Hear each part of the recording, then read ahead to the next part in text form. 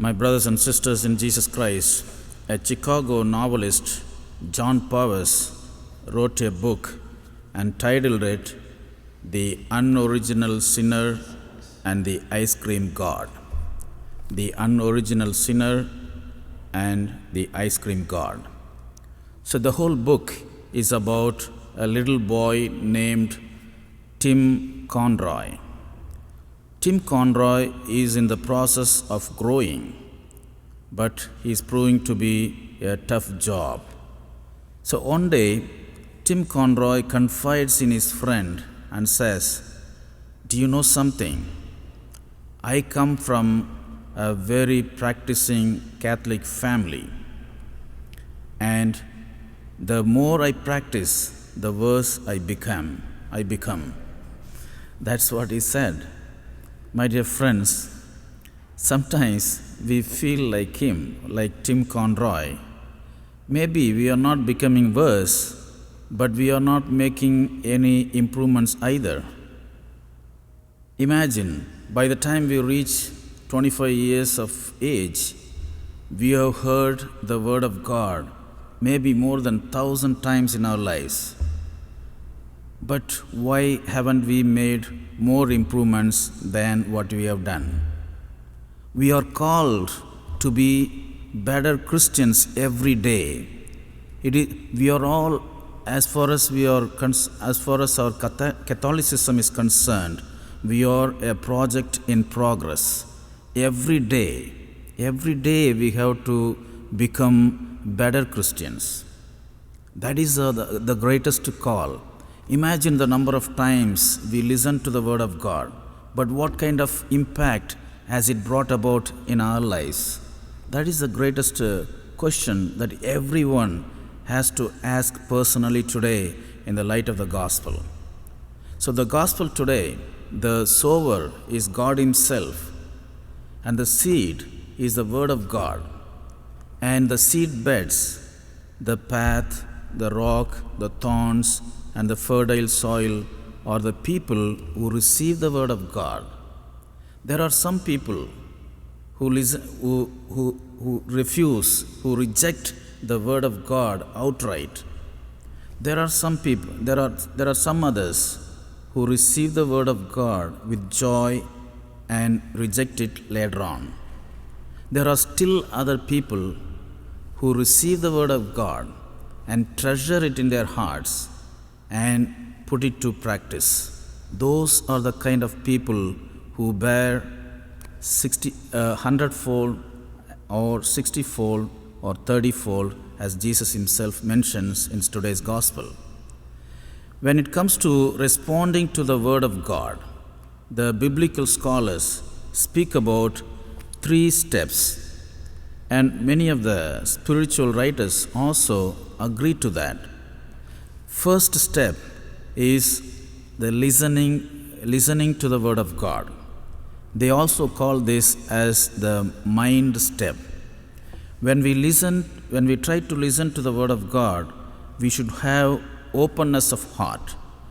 When I preach from here, from the pulpit, when the Word of God is proclaimed from here, it's not Father Charles who proclaims the Word of God. It is Jesus Christ Himself who proclaims the Word of God, who speaks to our hearts. And that's why Jesus would say, anyone who listens to you, listens not to you, but to the one who sent you. So you actually listen to Christ Himself speaking from this pulpit. That is the kind of attitude we need to have when we listen to the proclamation of the Word of God. This is the first step. We call it mind step. And the second step involves treasuring the Word of God. The Word that we listen to has to be treasured in our heart. Maybe this step, maybe it begins in the church, and in the weeks ahead, months ahead, it goes on and on. You have to treasure it. Look at the Blessed Mother. If you read the Gospel of Luke, 2nd chapter, 19th verse would say, Mary treasured up all those things in her heart and pondered them. That is the beautiful verse that we read. in the Gospel of Luke. She pondered them. She kept everything in her heart, and as often as possible, she pondered on them. That enabled her to conceive the word, that helped her to receive the word into her womb. My dear friends, we have to follow that great example of the Blessed Mother in treasuring the word of God. We have to ponder the word of God, meditate on that as much as we can and whenever we can. That is the second step. We also call it the heart step. Mind step, the heart step. And the third step is what they call as the soul step. It takes you to put the word of God into practice. What we have pondered become ourselves. The word of God becomes a part of us. And so much so, you cannot but have to practice the word of God. That is when St. Paul would say, I live, not I, but Christ lives in me. When you reach the soul step, the third step, this is what happens. The word of God becomes your own. You interiorize the word of God. You allow it to sink into your mind, and then you cannot but practice it. Once it becomes your own, look at the apostles. They were warned by the authorities not to speak about Jesus Christ. And they say, how could we not?